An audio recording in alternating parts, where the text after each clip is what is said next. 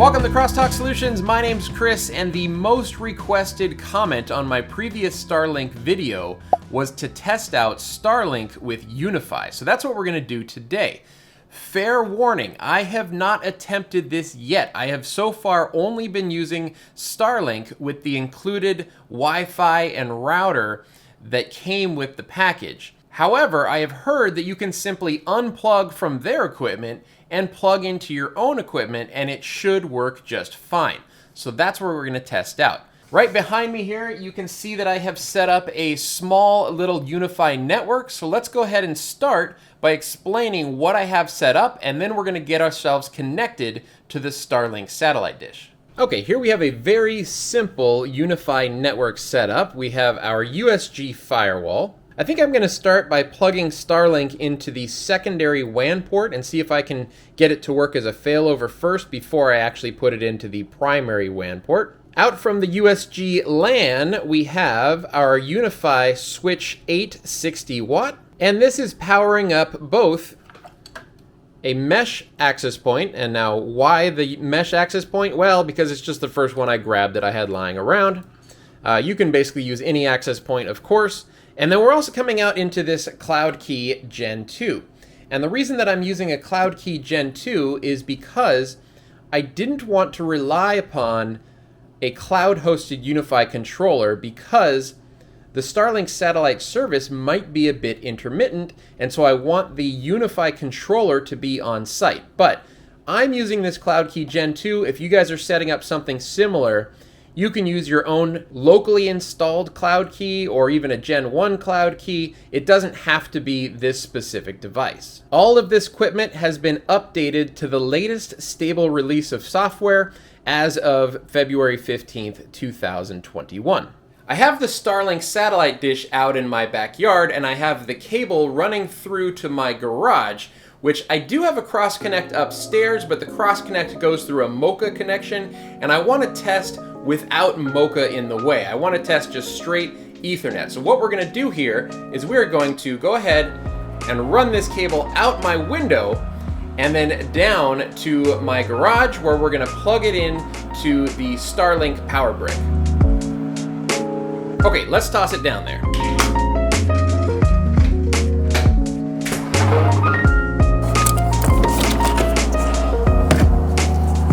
All right, let's see if I can get this first try.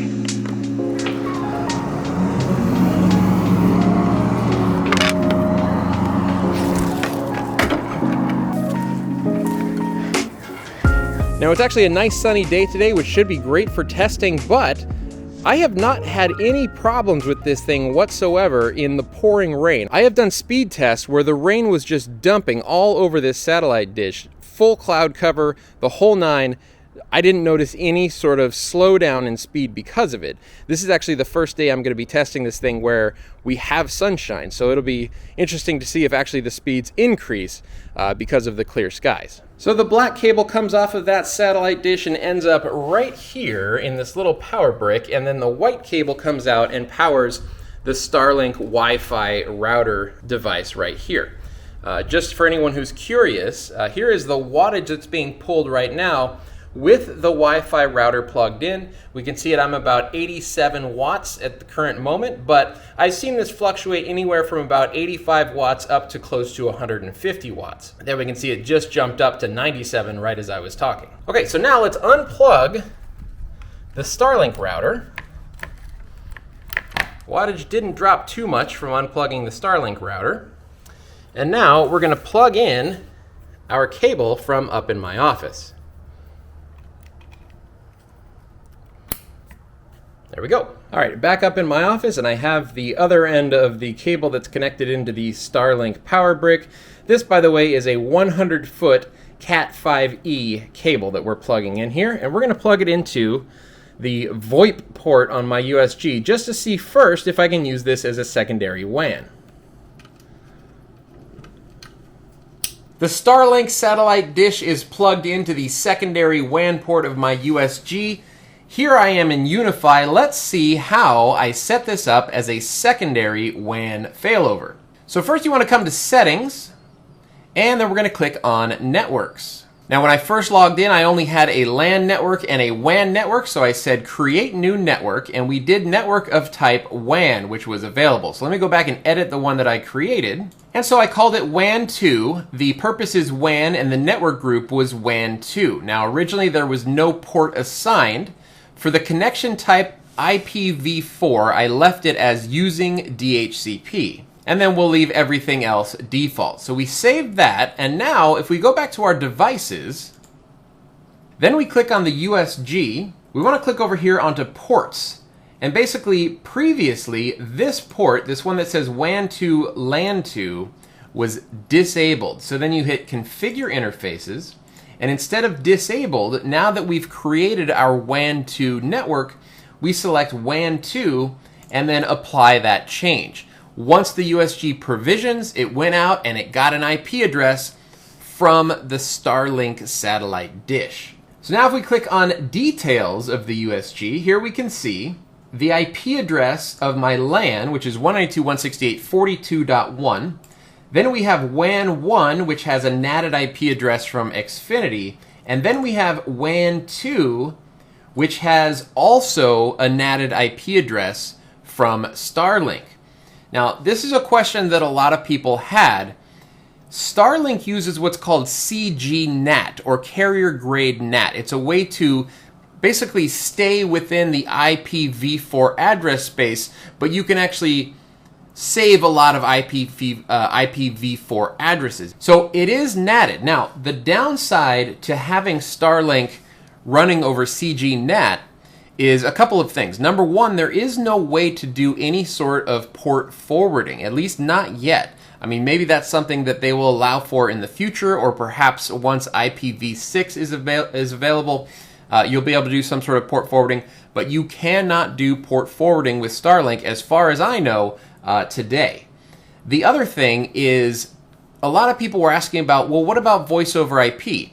Voice over IP has a lot of trouble with NAT, so I would be very, very surprised if voice over IP worked well over this connection, but I will test that. However, that's going to be something for a different video, a different day.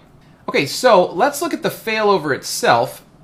If we go back to Settings and Networks, and we edit WAN2, you can see the load balancing here. I have set to failover only, so you can choose failover only or weighted load balance, and then you can set the load balancing weight. For instance, if I wanted it to be 50-50 between my Xfinity connection and the Starlink connection. In our case, though, we're just using it as a failover. I want it to be 100% Xfinity unless Xfinity goes down, and then I want Starlink to take over. Okay, so now let's test, right? So here we have a persistent ping. I'll restart it. We have a persistent ping running out to 1.1.1.1. If we look at whatismyip.com, let me refresh this. You can see that my public IPv4 address starts with 96. Okay, so that's my Xfinity WAN IP address. Now we're going to pull the plug on Xfinity. So Xfinity has been pulled. Go back to our persistent ping.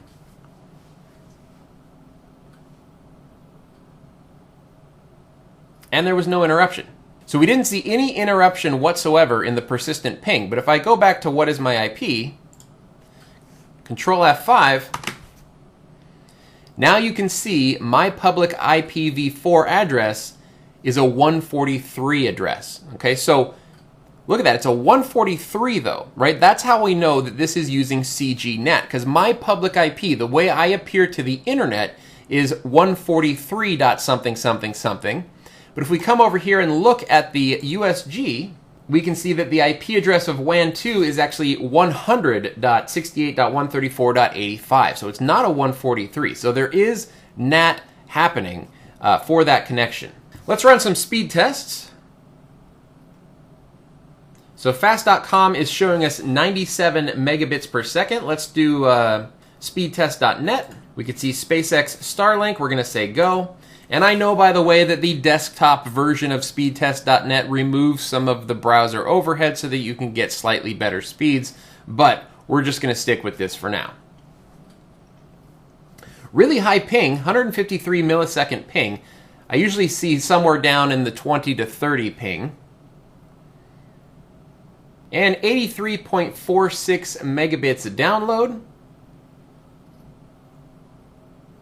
by 28.59 upload. I'm going to run that one more time. Hopefully we can get a little bit more, a little bit better ping this time. So 120.79 down and 14.06 up with a 26 millisecond ping. So again, this is satellite service, so it's not going to be as solid and reliable as you would expect from something like, you know, cable Xfinity or fiber AT&T or something like that. But that's really good. And I'll tell you what, a lot of people in the comments were saying that Starlink is super expensive. Boy, it's so expensive. 99 bucks a month for Starlink for these kind of speeds. That's ridiculous how expensive. But I don't really look at it that way. If you're just looking to get a cheap, fast internet connection, then you probably have that option in your area. Go with Xfinity, go with Comcast, go with whatever provider in whatever countries you might happen to be in, right? Because they will probably have solid, reliable cable or fiber internet services for reasonable prices. You know, 69 bucks, 59 bucks, something like that. Totally fine. That's not what Starlink is for, right? To me, Starlink is to give this type of speed for 99 bucks a month to people in super rural areas that don't have any internet at all, or maybe their only option is like 3 megabit DSL, which is also going to cost them upwards of, you know, $60, $70 a month. So if my only option in life was 3 megabit DSL for 69 bucks a month, and I could pay 99 bucks a month and get Starlink satellite internet with 120 megabit download, I'm going to be all over that, and I am now the target audience for that. Here's another target audience for Starlink. Backup connections for businesses, right? So I am a business. I have Xfinity business class cable here in my home office. When my cable connection goes down, it's disastrous for me, right? My whole life is on the internet.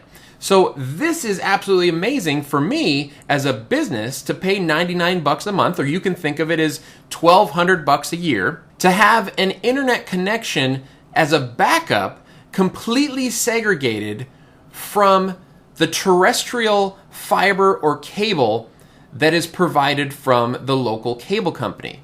Okay, so that is invaluable to me as a business owner, because I know when Xfinity goes down or has a problem, even if they're only offline for 3 or 4 hours, that means lost business and lost productivity. Now I have a way to stay online all the time. So especially if you're in some of the areas that are hit with power outages and hurricanes, or like right now, you know, Texas is under a foot of snow and they just weren't prepared for it, you have options such as Starlink for 100 bucks a month. So all of a sudden, 100 bucks a month doesn't sound so bad when you live life on the internet as a business like I do. So looking at the variations in ping that we received, let me stop this ping that I've got going. And now notice what we see here. It looks mostly like we're between about 20 milliseconds and 40 milliseconds. But if I scroll back, you should see some variation.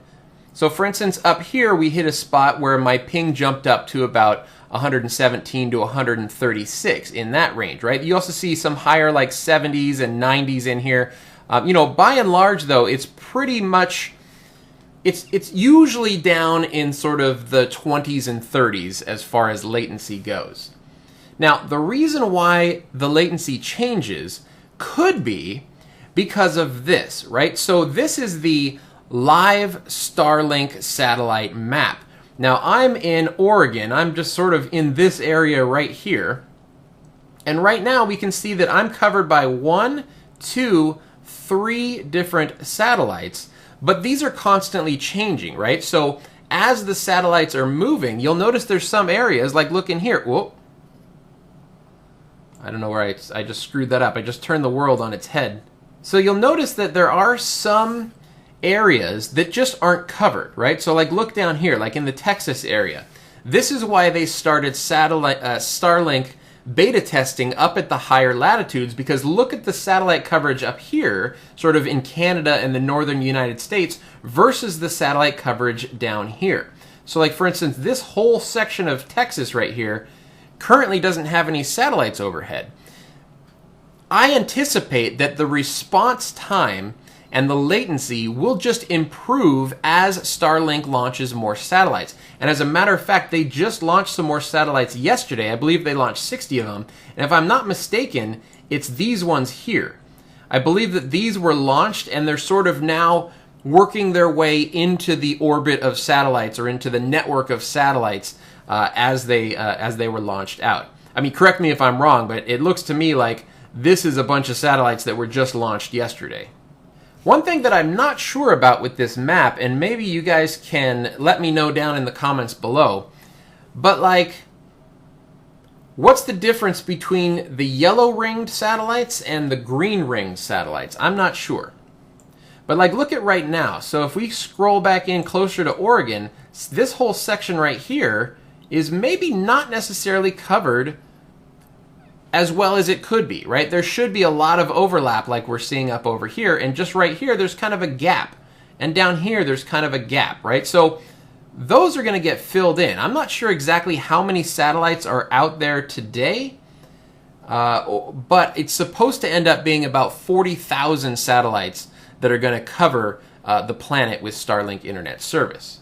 And if you want to look at this yourself or check out satellite coverage in your own area, the URL for this is satellitemap.space. I'll also put a link down in the description. All right, so one more test that I want to do here. I was gonna like run this as a backup internet and then switch it over as the primary internet for this USG. But now that I'm doing this, I don't really see a need to do that. I basically just pulled Xfinity and I'm running off of WAN 2. So there's not really much point in switching the Starlink connection over to WAN 1 when essentially that's what I'm doing already. So what I do want to do though is show you the connection through the UAP ACM as my wireless access point. So there's my UAP ACM. On my phone here, I'm going to select my UniFi network, which is space. You can see here, space with the little rocket ship emoji. For those of you who don't know, you can use emojis in your wireless SSIDs. So we are connected to space. Let's see what kind of IP address that I got. 192.168.42.105. So I know that I'm on this network because it's a 192.168.42.x. And now let's go ahead and run our speed test again. We can see SpaceX Starlink. We're going to say go. 31 millisecond ping.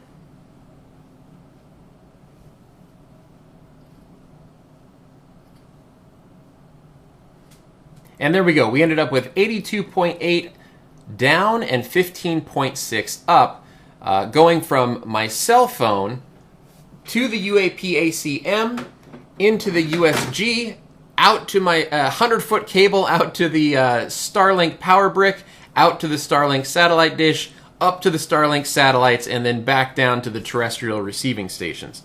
So, man, I mean, again, just awesome. I'm totally awestruck by this whole setup. And I should mention, too, that the setup that I have here is all UniFi, but this is basically going to be the same thing no matter what type of home network connectivity you're using. If you're using just like, a Netgear router that you bought at Best Buy, this is still going to work. If you're using the UDM Pro, it's going to work. If you're using Edge routers, if you're using pfSense with Ruckus wireless access points, it's going to work. Bottom line is, you can take the connection right out of the Starlink power brick, plug it into your own equipment, and you will get an IP address, meaning you do not have to use their equipment. Okay, so there we go. I hope that answered a bunch of your questions about how to set up Starlink as backup internet or even as primary internet with your own equipment, not using the Starlink included Wi-Fi router. If you have any additional questions, put those down in the comments below. I'd be happy to look through those and perhaps answer those questions in a future video. In the meantime, if you enjoyed this video, make sure you give me a thumbs up, and if you'd like to see more videos like this, make sure you click subscribe. My name's Chris with Crosstalk Solutions, and thank you so much for watching.